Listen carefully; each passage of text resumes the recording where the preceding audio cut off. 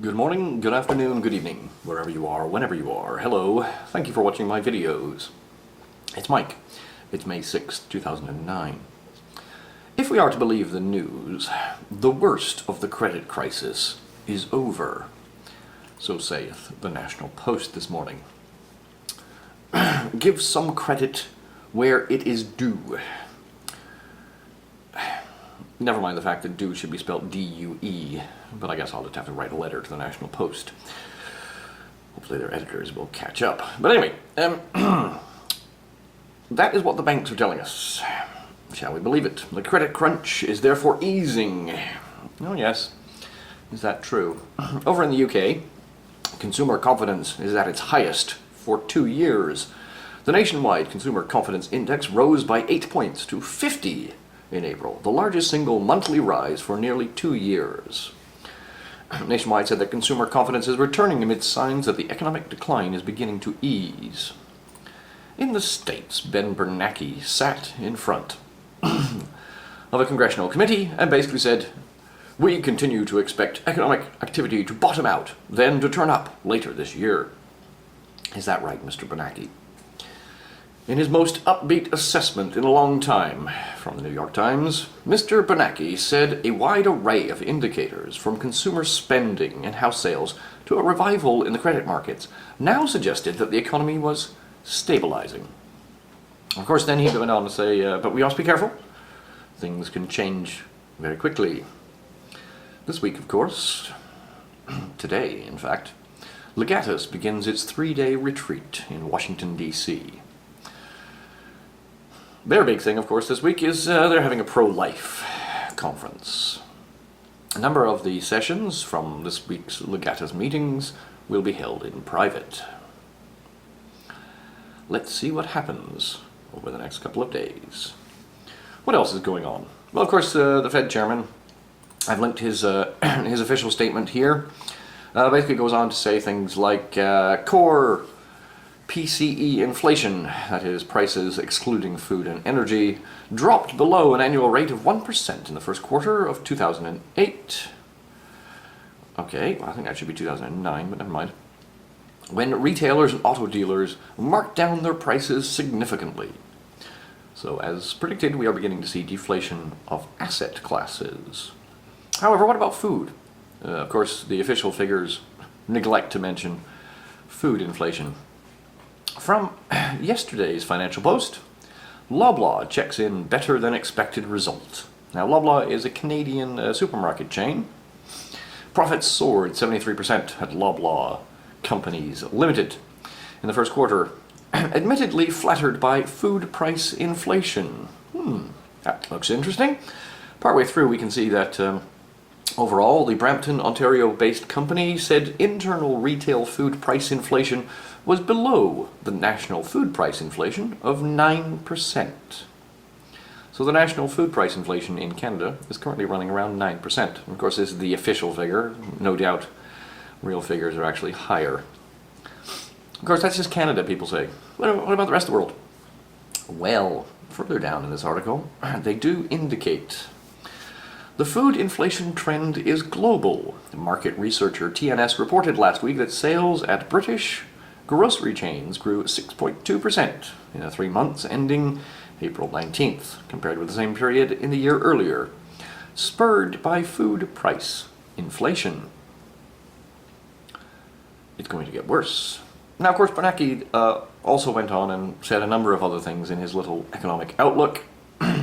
We anticipate that inflation will remain low, he says.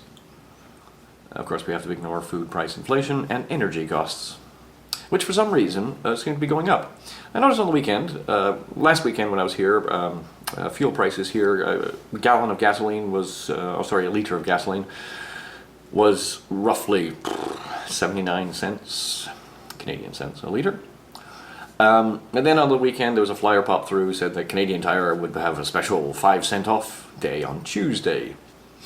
Now on Monday I noted that the prices at the pumps were roughly around 83 cents a litre here in the Kitchener-Waterloo area. Tuesday I drove by the Canadian Tire petrol station, gas station, located quite close here. And it in the morning was 88.1 cents a litre. In the afternoon it had dropped down to 86.7 cents a litre, which with the 5 cents off meant you were paying 81.7 cents a litre, or 82, I don't know, whatever. Basically it was a load of nonsense. There was no reason for the price increase, and certainly no reason for the price decrease, other than the main gas stations along the strip here were just battling it out. Never mind the day before, you could get it for 82 or 83 cents a litre. Silly nonsense. Anyway, so back to the news. Condition in financial markets. Of course, Bernanke then goes on to say that the equity markets are coming back. Never mind the fact that the treasury markets are tanking completely, and that China is no longer buying government debt. The only person that's really buying it is the Federal Reserve. Can we all say quantitative easing? The issuance of asset-backed securities backed by credit card, auto, and school loans all picked up in March and April. And asset-backed funding rates have declined, perhaps reflecting the availability of the Federal Reserve's TELF facility as a market backstop. Okay, what else did he have to say? Then he went on to say, of course, as you know, the federal bank regulatory agencies began conducting the Supervisory Capital Assessment Program in late February, SCAP, or SCAP, depending on how you want to interpret the acronym. This, of course, is the bank stress tests. The simultaneous comprehensive assessment of the financial conditions of the 19 companies over a relatively short period of time required an extraordinary coordinated effort among the agencies. Basically, they ran around like chickens with their heads cut off trying to figure out this mess.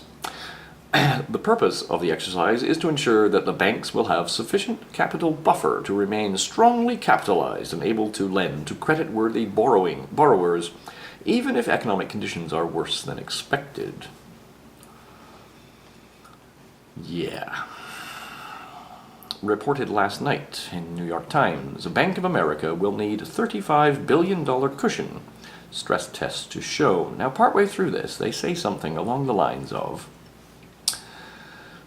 because the amount of capital needed exceeds what Bank of America could raise by selling some assets or shares to private investors, the bank may end up with no option but to convert government shares into common stock. This is this whole nonsense of converting into equity. You'll heard this little phrase, we're going to convert the government-backed assets or shares to common equity. What does that mean? That means bank nationalization, folks. It's not just Bank of America. We're also talking about, could include Wells Fargo, Bank of America, Citigroup. The number of banks thought to need more funds had been 14 out of the 19 at one point, the journal said, citing sources familiar with the matter. It's about to go bang, folks. From the FT, pressure mounts on Bank of America and Citi. The new requirement? Require them to prove that they can issue debt without government insurance. Now, Bank of America is selling off parts of its stake in the China Construction Bank in an effort to raise capital. This hopefully should raise somewhere around $8 billion. It also emerged that Citigroup will have to raise less than $10 billion in fresh equity. Now, of course, one thing people are forgetting in all of this madness is this concept of mark-to-market. Now, of course, the rules about mark-to-market changed. This is why we saw this huge spike in profits from the big banks in America. They no longer have to count all of their really dodgy loans quite so badly. Now they can say, yes, well, before you changed the rules, they were worth pennies on the dollar, and now they're worth, 30, 40 cents on the dollar. Somehow bumping up their credit sheets dramatically. Balance sheets. Okay, Fed lines up exit strategy to dump inflation, or rather damp inflation. This is from the Financial Times as well. What happens when you create all of this paper money out of thin air? In most normal situations, what happens is you see a big spike in inflation. Now, inflation, the real word, as opposed to what the media actually decides it should mean. The real word actually refers to an increase in monetary supply. However, it then follows on, generally speaking, that you have a knock-on effect in prices. Prices begin to increase. However, the FT is choosing to use the latter interpretation of the meaning of the word.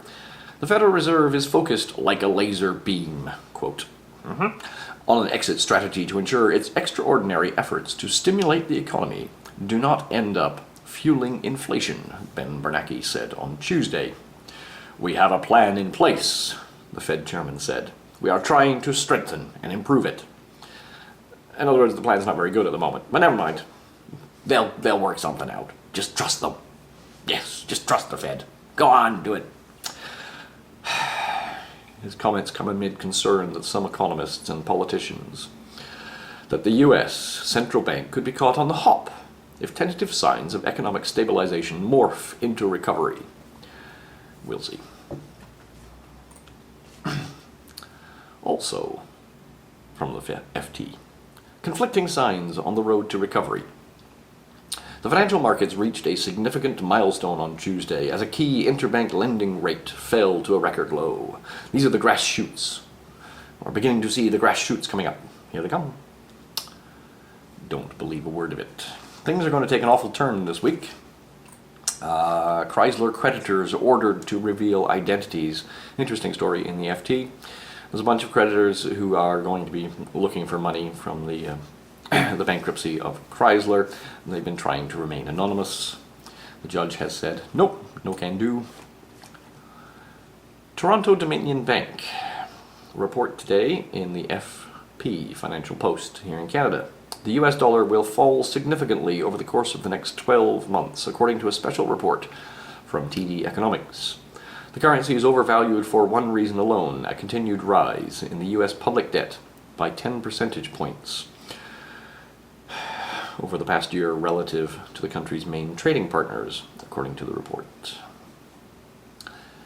The collapse should begin after this weekend. Now Friday, we expect unemployment numbers to be released in the States, somewhere in the order of 600 to 700,000 newly unemployed people in the United States in the last month. Should be interesting. Everyone hang on to their seats, folks. It's going to get bumpy now. Peace, love, understanding, think about things. I'll speak to you again soon. Bye.